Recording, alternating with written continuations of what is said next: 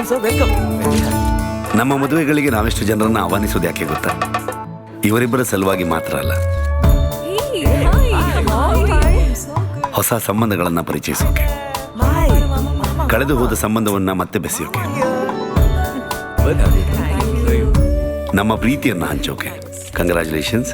Thank you. Thank you sir. ಒಂದು ನಿಮಿಷ ತಗೊಳ್ಳಿ ಸರ್, ನಾವಿಬ್ಬರು ಒಂದೇ ಥರ ಕಾಣಿಸ್ಬೇಕು. ಮರಳಿ ಕೊಡುವ ಪ್ರೀತಿಯನ್ನ ಸ್ವೀಕರಿಸೋಕೆ.